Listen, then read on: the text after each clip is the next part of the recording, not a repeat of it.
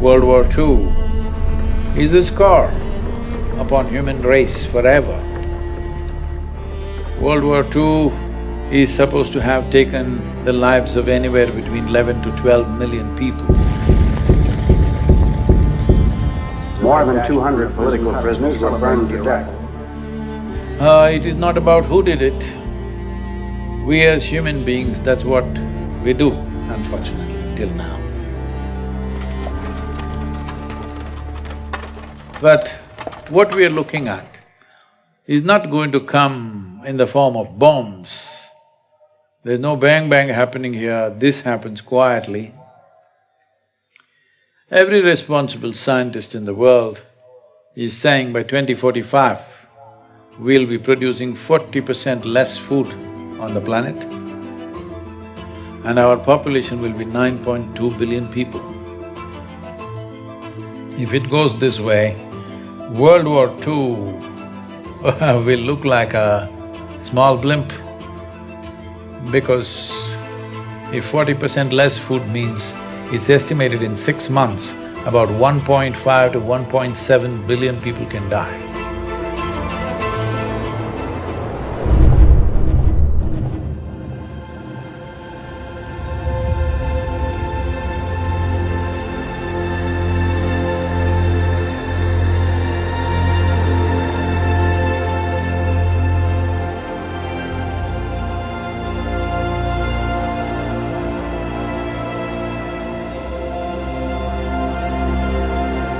Climate change, food security, nutritional security, water quality, water renewability, biodiversity, land grab, political stability.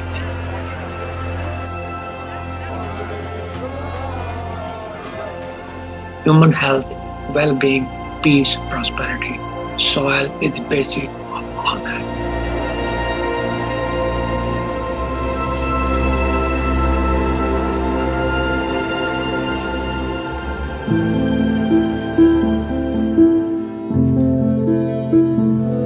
Soil is a basic entity on which all terrestrial life depends. 95% of all the food which is consumed by human comes from soil. As much as 95% of all antibiotics taken by human and animal come from soil. So soil and life have evolved together. There is no soil without life, and there is no life without soil.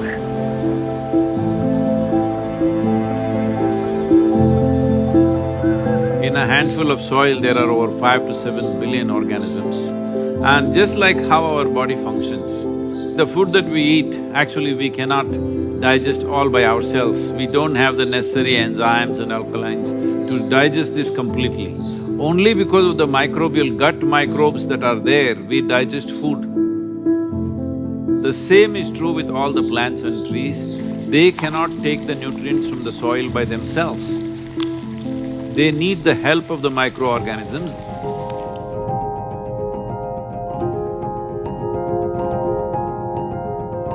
Good guy bacteria, good guy fungi, protozoa, nematodes, microarthropods, earthworms, incatriids, all of those organisms are required to have a good, healthy soil so your plant gets the balance of everything that it needs every second of every day.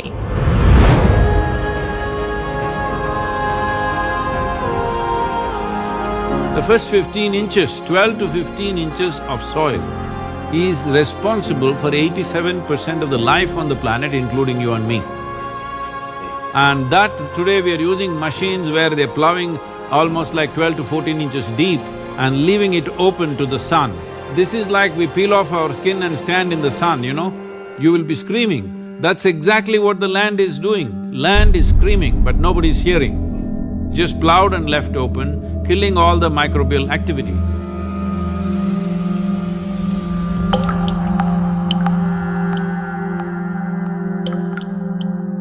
See, right now, the organisms here, the only food they can eat is organic content. where will the organic content come from? Here you see all these leaves, dry leaves falling down. We won't pick it up nor sweep it away. We leave it like that, it'll become part of the soil. It is only the green litter from the trees and other, whether it's grass or bushes, whatever, or the animal waste, which can put organic content into the soil.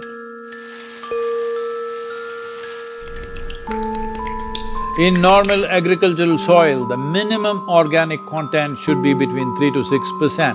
The most minimum is 3%.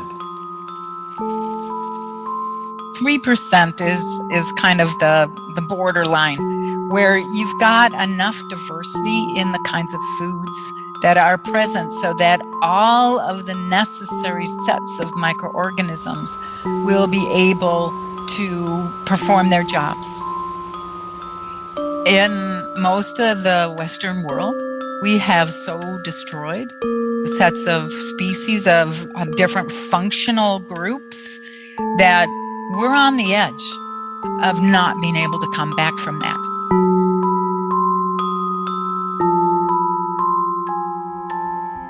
Over 62% of India's soil has organic content less than 0.5%.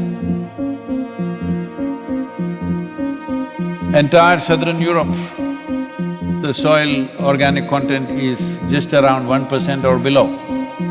Over 50% of the topsoil in whole of United States is gone. You heard of dinosaurs going extinct, dodos going extinct, but this is a question of soil extinction. See, this is sand.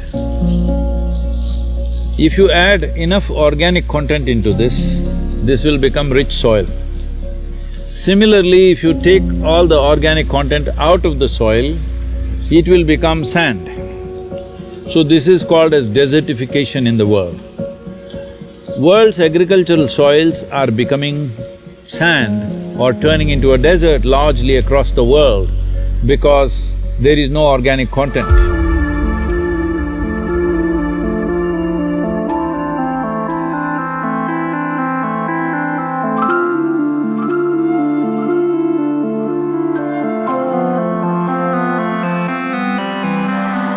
Right now, the soil that we are using is not our generation's soil. We are using up the soil of the unborn child. We have no business to do that, because soil is not our property, it's a legacy that's come to us, and it's a legacy that we should leave behind, living soil. Because once there is no richness in soil, there is no way there is richness in life.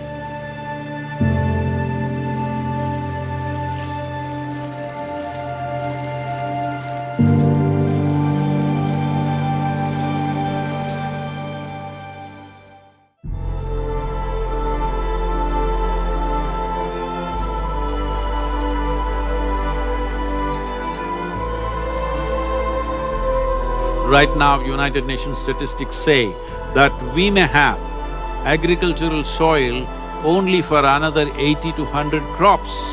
This means it is a matter of 40 to 50 years. After that, there could be severe food shortages, and getting rich organic land or soil will become the basis of battles and wars on this planet.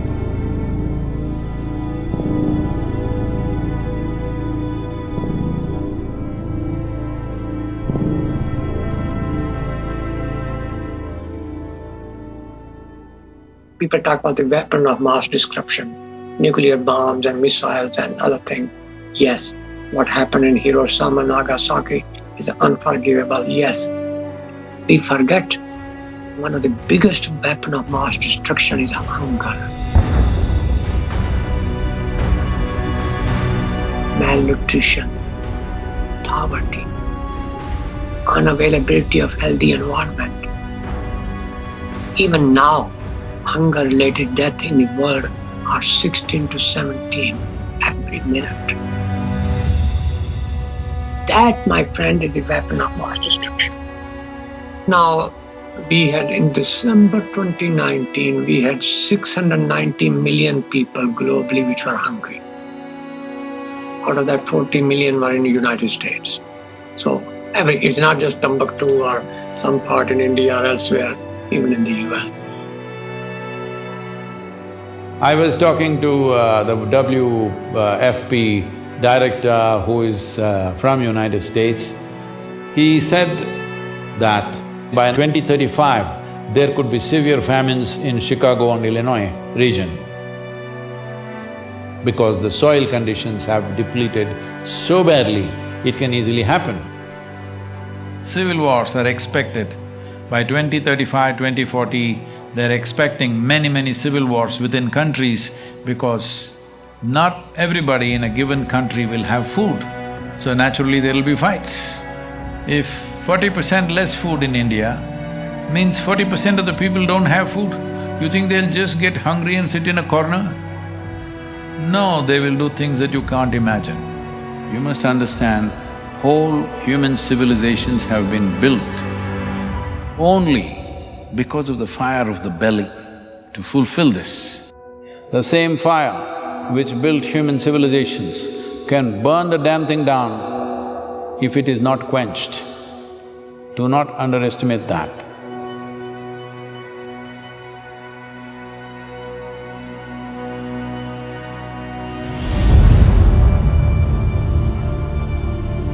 Since 1990, there have been around 30 wars in Africa. 27 of these wars were fought for the sake of acquiring fertile soil. The great revolutions of the world, the Russian Bolshevik Revolution of 1917 was mainly for bread. Even their slogan is peace, land and bread. That is the slogan of the Russian Revolution. Food scarcities in France were the main trigger for the French Revolution. What happened in China, you know, the so-called Cultural Revolution, is also because of repeated famines across the country, and once there is no bread on the street, it's easy to light the fuse. If you want peace, everybody must have bread, roti, food. There is no peace if there is no food. It's simple as that.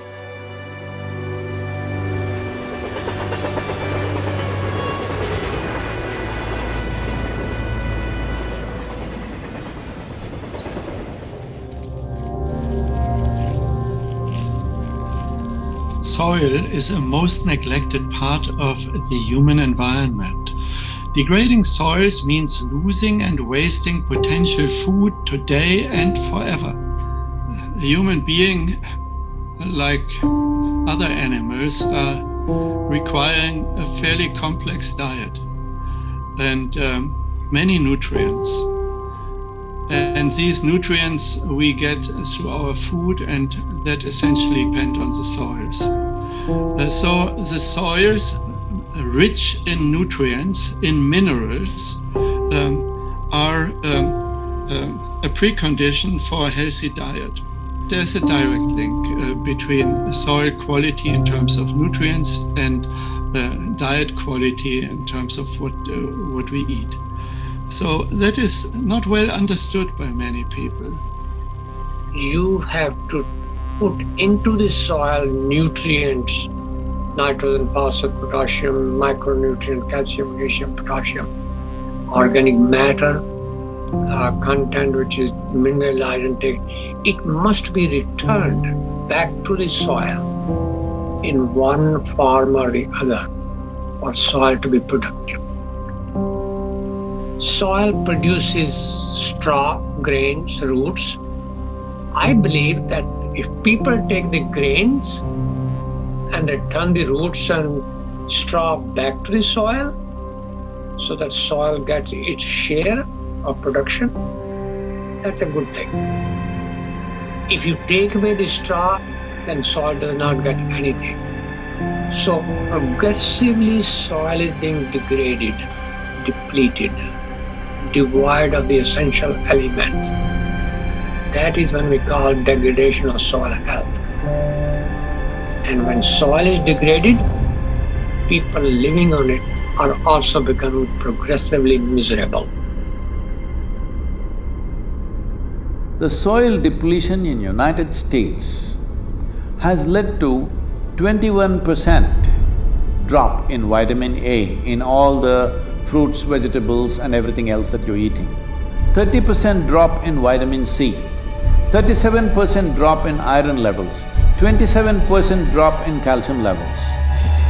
The things that today you all think is very healthy to eat salads and stuff, from the early 20th century, what level of nutrients they had and what they have today is only 10% left, 90% lower than what it was in early 20th century.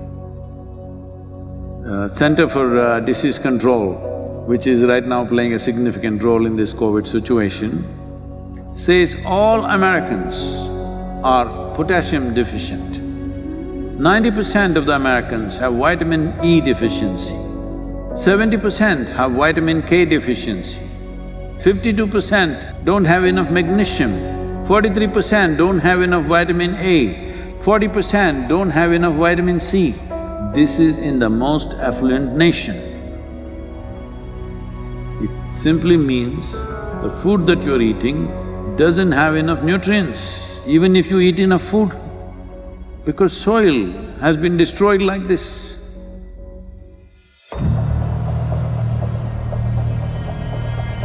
One serious problem that the world is facing right now is, by 2030, it is expected 1.6 billion people will migrate. Out of this, 0.9 billion will come from Africa. See, when people migrate in an unplanned way, what they go through is unbelievable. Especially women and children. What they go through in unplanned migration where they're being dragged through all kinds of unfamiliar terrain, what happens to them is unbelievable. Nobody should face this. All young women like between 14 to 18 years of age, they're being seriously exploited. It is expected that in India, about 220 million people will move to urban centers in the next 8 to 10 years' time. Tell me, in your city, do you have place for another 20-30 million people extra? This will happen in a big way across the world.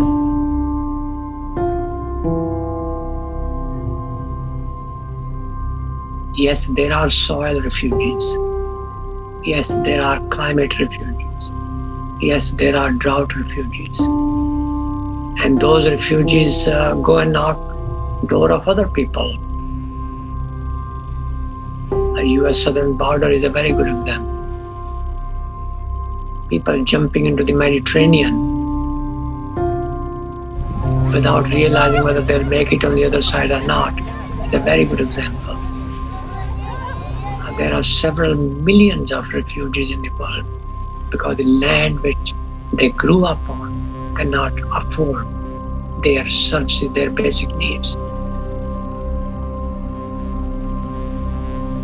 Eventually the solution lies to make sure that the soil can support them.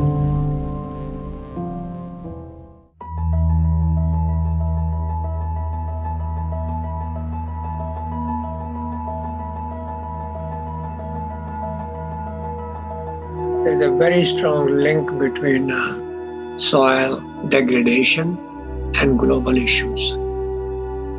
For example, climate change. So, current civilization, I call it carbon civilization.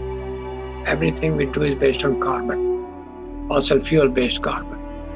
And therefore we have depleted also carbon not only from fossil fuel, but also from soil.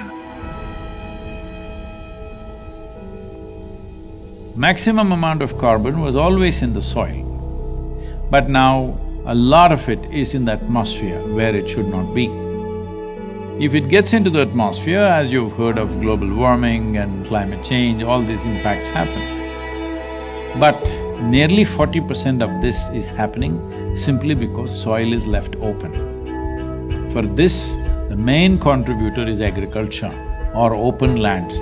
The same soil which would have taken carbon dioxide and methane from the atmosphere is now releasing it simply because we are leaving it open and there is no life or microbial activity.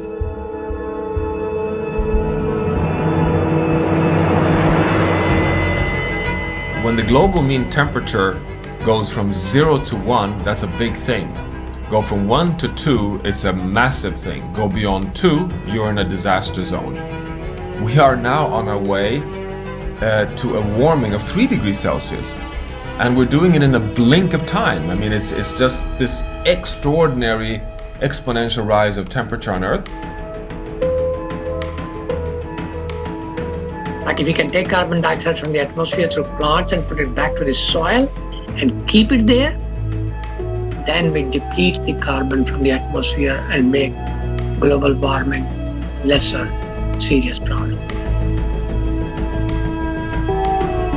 The Brazilian part of the Amazon rainforest has, according to the latest science, tipped over from being a carbon sink for thousands of years, one of the most important carbon sinks on planet Earth, to now being a carbon source. So it has already tipped over and is releasing more carbon than it's taking up. So soil has become, if anything, even more important, even existential.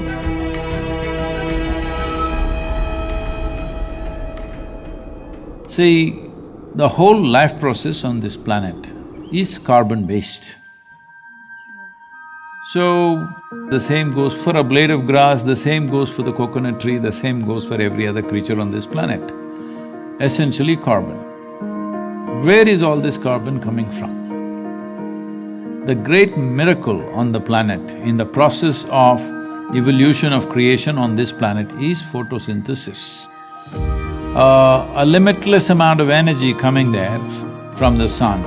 Using that, the atmospheric carbon is absorbed and it goes through a whole series of process through millions of microbial life and gets stored in the soil.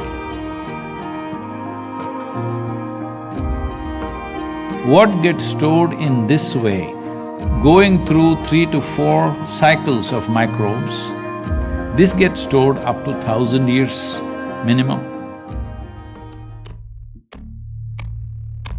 We've become a geological force of change. We are at risk of destabilizing not only, local ecosystems and local living conditions, but the entire planet.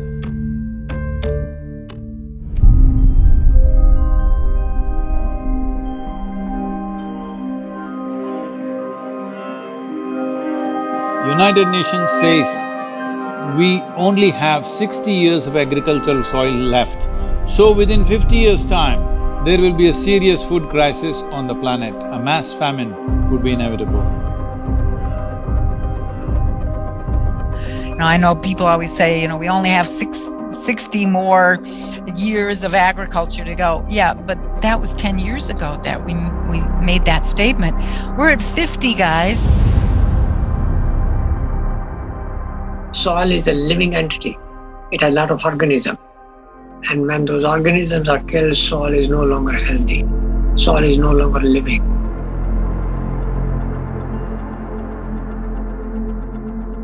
Soil cannot create the ecosystem services. When soil dies, everything else dies with it, including us.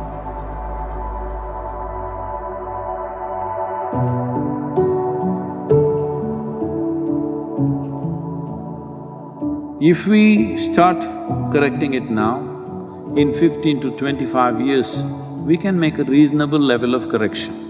We can come away from the brink where we are. But if you leave it for another 30 to 40 years and then try to do it, it will take 150 to 200 years to regenerate the soil. So this is not about just painting a dark picture of everything. This is a moment of responsibility that we as human beings, if you stand up right now, we can turn this around.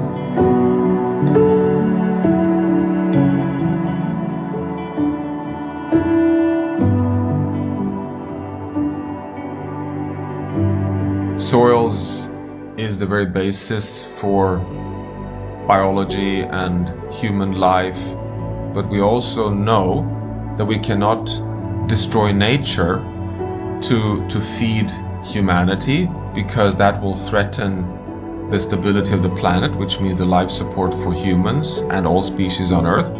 So we now need to be caretakers of soil.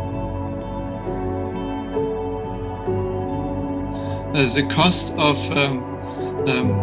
action is much lower than the cost of inaction, dealing with soil and land degradation. But it's not something which the individual farmers can do. It has to have a large regional, if not global, initiative.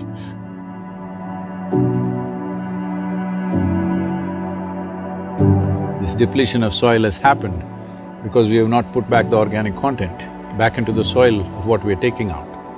So we are seeing how to get a policy in 192 countries to make this the norm, that if you own agricultural land, minimum 3 to 6% organic content must be there by law.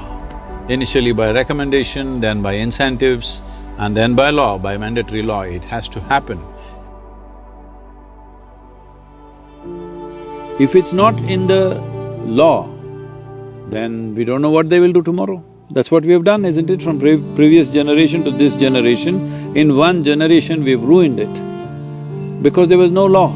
If there was a law, minimum agriculture content should be… organic content should be there in it, we would have kept it that way. So first and foremost thing is to bring the law. To bring the law, what is needed? This is a democracy. That means people are the power, it's people's power. That's what it means. So there are two very powerful things in your hands right now.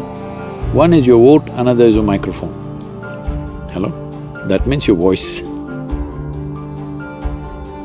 So this is important.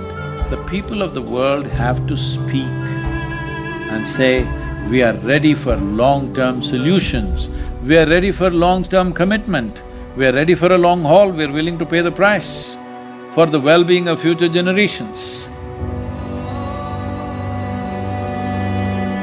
This is why the Save Soil movement is not about action, but it's about bringing policy change.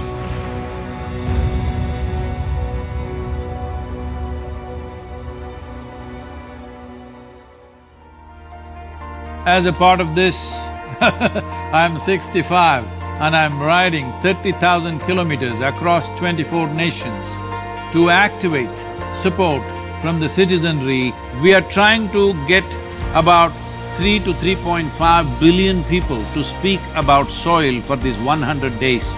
From March 21st, 100 days, we want the whole world to talk about soil. We have UNCCD as our partner.